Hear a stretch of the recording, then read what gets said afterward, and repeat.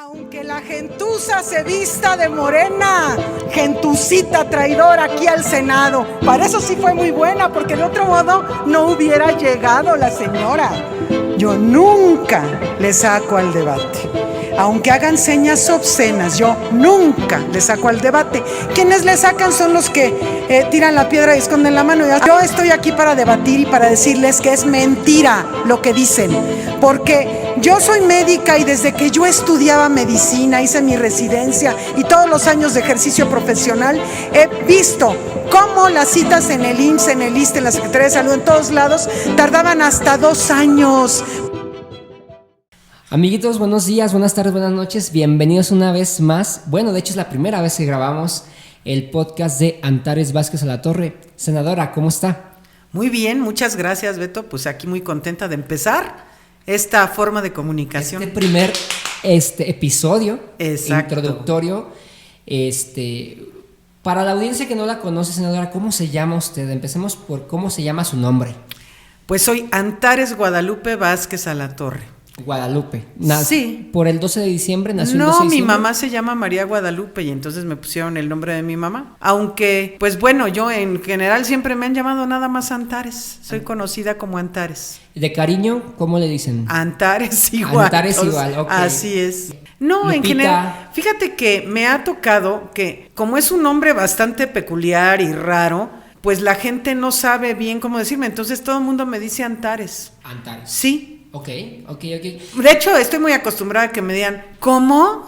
Entonces, ¿Cómo? pues ya, Antares. Más bien ese sería como el apodo, ¿no? Así es. Me llamo Antares, alias ¿cómo? Sí. Ok, senadora, pues empezando este primer podcast, me gustaría que le explicáramos a la gente por qué decidimos empezar un podcast. ¿Por qué cree usted importante que acerquemos la política a las personas, al pueblo? Porque fíjate que tradicionalmente se ha tratado de alejar a la gente de la política.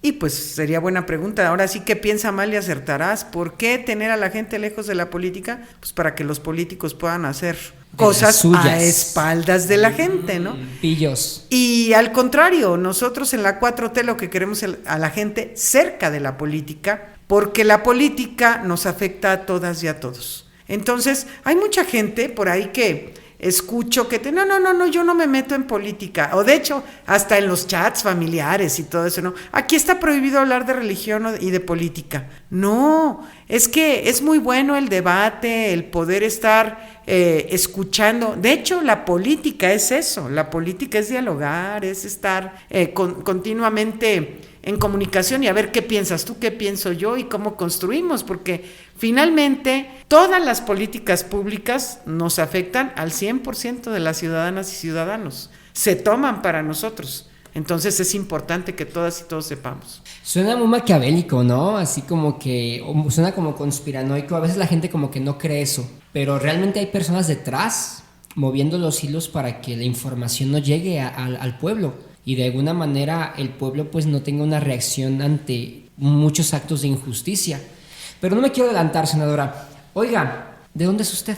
Pues mira, yo ahora sí que soy ciudadana mexicana y te voy a explicar un poco por qué. Mi papá era de Pénjamo, del municipio de Pénjamo. Él nació en la Sierra de Pénjamo en una comunidad que se llama el Saus de Méndez. El Saus de Méndez. El Saus de Méndez, Saus de Méndez. Así es. Okay. Y mi mamá es de La Piedad, Michoacán. Es la misma región, están ahí cerca, los dos municipios colindan, pues. Y como las personas en general, pues, tienen las mismas costumbres y todo. Pero mis papás se casaron y se fueron a Estados Unidos como muchas personas de Guanajuato. Ellos se fueron porque mi papá iba a estudiar una maestría.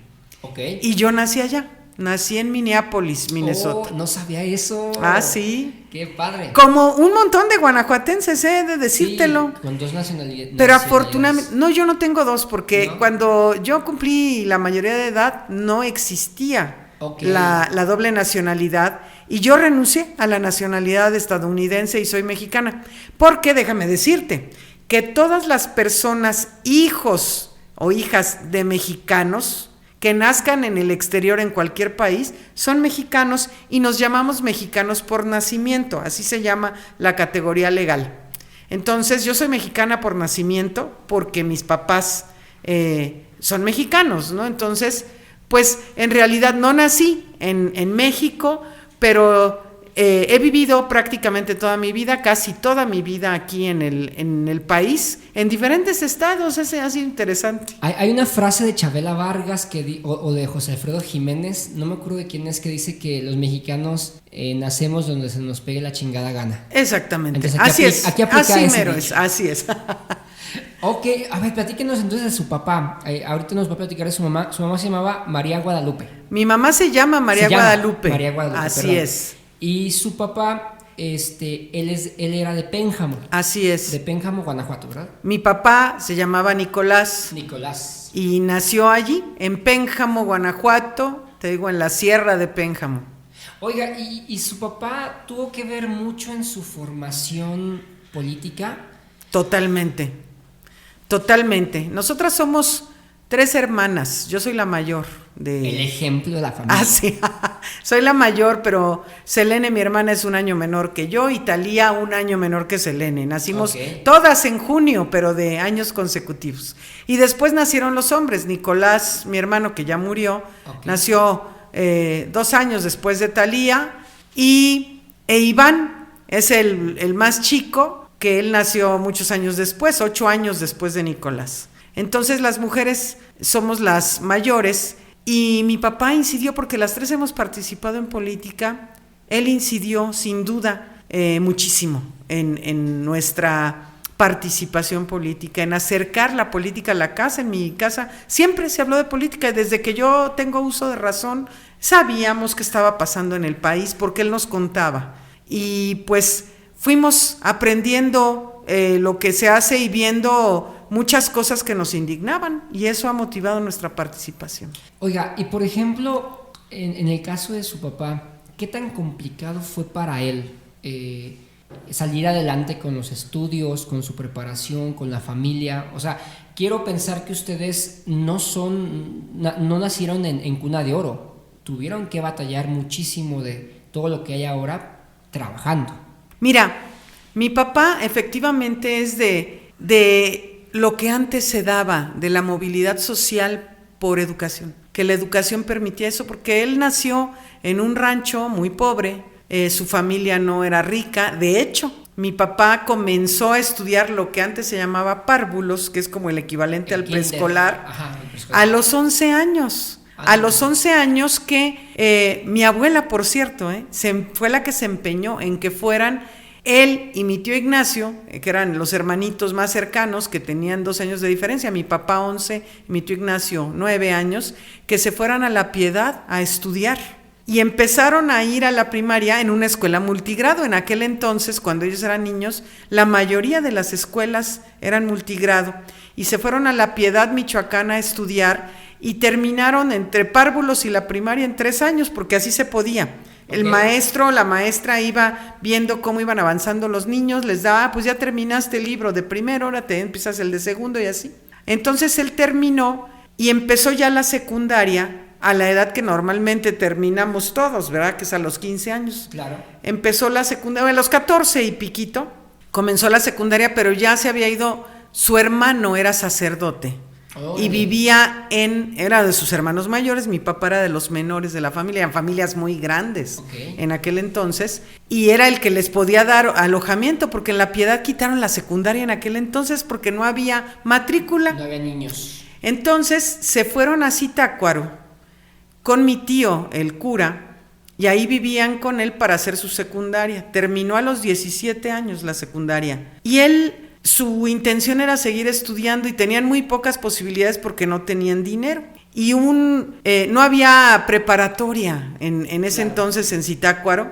Era muy diferente. Mi papá nació en 1936, entonces estamos hablando de los años 40, en donde la mayoría de las mexicanas y mexicanos no tenían acceso a la educación. Y entonces un poeta local de allí de Zitácuaro, que era amigo de mi tío el cura, le dijo: ¿sabes qué, padre Juan? Le dijo: yo tengo un conocido en México que puede ayudarles, porque mi papá quería irse a la Ciudad de México a estudiar la preparatoria en una de las vocacionales del Politécnico. Pero pues no tenía ni los medios de dónde vivir y pues qué comer y eso, y andaban buscando algún apoyo. Y este intelectual de allá de Zitácuaro le dijo, yo tengo un amigo, te voy a conectar con él. Y fueron a verlo a la Ciudad de México y adivina quién era. ¿Quién? No lo Amores. vas a creer. Manuel Gómez Morín, fundador del PAN. ¿En serio? Así es. Desde ahí ya había como esta intersección de destinos, ¿no? Pero Ahí, fíjate, fue muy curioso. interesante esto porque Manuel Gómez Morín era pues un empresario muy próspero en aquella época y acababan de fundar el TEC de Monterrey y él era fundador del PAN. El PAN lo fundaron en los años 30, entonces estaba recién fundado y él era empresario de un banco que se llamaba... Algunos de mi edad lo conocimos todavía, que se llamaba Banco de Londres y México. Banco de Londres y México. Así es, que después se hizo Serfín y después pues ya en todas las privatizaciones de los bancos ahí se fue desapareciendo. Pero fue mi papá con mi tío Juan, el cura, a ver a Manuel Gómez Morín y vio, el señor lo recibió y vio las calificaciones de mi papá que eran muy buenas. Y mi papá era un chavito ranchero. La verdad es que, como dice mi mamá, le faltaba roce social. O sea, era muy listo y muy bueno para estudiar, pero pues no sabía de muchas formas en ese sentido. Y Manuel Gómez Morín le dijo algo, oye, Nicolás, pero es que tienes muy buenas calificaciones. Él le pidió apoyo, le pidieron apoyo para que lo ayudara a irse a México en alguna casa de asistencia y que lo pudiera apoyar para estudiar la prepa en una vocacional del Poli. Y le dijo, ¿no conoces el TEC de Monterrey? Y mi papá claro que no lo conocía, ¿verdad? Híjole. Ajá. Pero mi tío el cura le dijo, no, sí, yo sí lo conozco, pero esa es una escuela muy cara y nosotros no tenemos con qué. Y les dijo, ¿saben qué? Regrésense a Zitácuaro y esperen noticias mías. Y unos 15 días después, mi papá contaba que le llegó un telegrama de Manuel Gómez Morín que decía, preséntate en Monterrey en una fecha, antes pasa por mi oficina en México. O sea, tenía que ir a México Sí. y luego a Monterrey. Claro que además en ese entonces no existía No, la autopista primera, 57 ni nada, eran puras carreteritas angostas y era pues una travesía ir a Monterrey y por supuesto además tenía que pasar por México porque no había carreteras que lo impidieran, pues. Claro. Y lo caro también. Entonces pasó a la oficina de Gómez Morín, la secretaria le entregó un sobre con dinero para su viaje y le dio una tarjetita de Manuel Gómez Morín, que se presentara en el TEC de Monterrey en determinada oficina. Y eso hizo mi papá. Cuando llegó, era un muchacho, pues tenía una muda de ropa, un pantalón y una camisa y ya, y lo vieron rarito en el TEC. ¿Y qué se te ofrece?, le dijeron. Pues él ni atinó a contestar nada, sino entregó la tarjeta de Manuel Gómez Morín y les cambió la cara, sí, pasa, ven. Y entonces le dijeron, es que es el enviado de don Manuel. Lo recibieron, lo inscribieron a la preparatoria y luego le avisaron a Manuel Gómez Morín que estaba, porque Manuel Gómez Morín tenía muchas empresas, estaba involucrado en la cervecería Cuauhtémoc, allá en Monterrey. Le avisaron que ya estaba ahí su enviado y después de que inscribieron a mi papá en la prepa del TEC, mandó él por mi papá con su chofer. Y mi papá contaba que llegó a la oficina de Manuel Gómez Morín, que era una oficina muy elegante, y pues él cohibido. Y decía mi papá que en cuanto lo vio Gómez Morín, le dijo, ¿no has comido, verdad? Y mi papá le dijo que no, o sea, era evidente el hambre. Lo llevó a comer y él fue su benefactor. Wow. Porque le consiguió que fuera mi papá prefecto del internado. En ese entonces se llamaba internado del Tecnológico de Monterrey. Y eso le daba derecho a vivir allí y a comer. Ok, bien. Y entonces así fue como estudió la prepa con una beca del 100%. Le dio una beca del 100% y además le dijeron, en aquel entonces el TEC era así. Le dijeron, oye Nicolás, de allá en donde tú vives, ¿no hay otros muchachos como tú que sean listos y quieran estudiar? Y así llegaron algunos conocidos y amigos de mi papá a estudiar al TEC de Monterrey en las mismas condiciones. Y eso para mi papá pues fue determinante, porque al terminar su carrera, él le dieron una beca para estudiar una maestría en la Universidad de Minnesota, en Minneapolis. Y entonces para entonces, cuando hizo su carrera, ya era novio de mi mamá, se casaron y se fueron. Allá. Exactamente. Ok. Y así fue. ¿Y él qué estudió? Mi papá era ingeniero mecánico en administración. Ok. Pero luego es algo parecido, no exactamente igual a la ingeniería industrial. Y la maestría que hizo en Estados Unidos se refería mucho a lo que en ese momento estaba en boga, ahora se va llamando diferente, pero era recursos humanos. Y él hizo una tesis muy buena en materia de administración de recursos humanos, que cuando regresó ya conmigo, bueno, casado y conmigo, a Monterrey, porque él regresó a Monterrey de primera instancia, la Coparmex lo contrató. Ok. La Coparmex por su proyecto de recursos humanos, y entonces los empresarios se interesaron mucho, lo contrataron, pero después... Mi papá tenía nula formación política, cero. Hasta ese momento él absolutamente no había entrado como ese vínculo con la política. Fíjate que sí, pero no tenía formación ideológica, Okay. Sino que Manuel Gómez Morín lo reclutó para las Juventudes del PAN. Okay, Y mi papá era campeón de oratoria, era muy bueno para eso, y él decía que andaba en los camiones plataforma, estos así como un camión Torton. Sí, lo trepaban claro, ahí y hablaba y echaba discurso de lo que le decían, ¿no?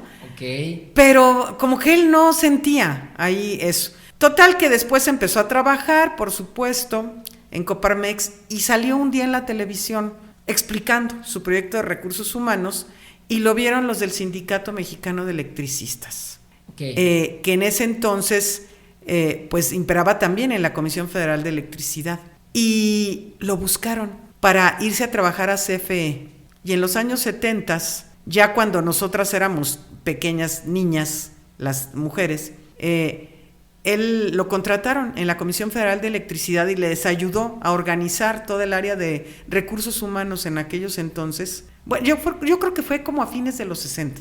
Y entonces empezó él, lo jalaron después como subdirector de recursos humanos de la que entonces existía Secretaría de la Presidencia, porque su proyecto era muy bueno, o sea, iba avanzando en eso y fue vinculándose al sector público, y el resto de su vida fue servidor público de ese tipo, y en otras fue después director de algunas empresas, de las paraestatales y demás. Y hubo un trabajo que luego en el 1976 lo nombraron director regional del sureste del Instituto Mexicano del Instituto Mexicano del Café, el INMECAFé. INMECAFé. Así existía ese Instituto Mexicano del Café, y nos fuimos a vivir a Chiapas, 3 años. Ok, aquí quiero hacer un paréntesis. Aunque la gentuza se vista de morena, gentucita traidora aquí al Senado. Para eso sí fue muy buena, porque de otro modo no hubiera llegado la señora. Yo nunca le saco al debate. Aunque hagan señas obscenas, yo nunca le saco al debate. Quienes le sacan son los que tiran la piedra y esconden la mano. Yo estoy aquí para debatir y para decirles que es mentira lo que dicen, porque yo soy médica y desde que yo estudiaba medicina, hice mi residencia y todos los años de ejercicio profesional, he visto cómo las citas en el IMSS, en el ISSSTE, en la Secretaría de Salud, en todos lados, tardaban hasta 2 años.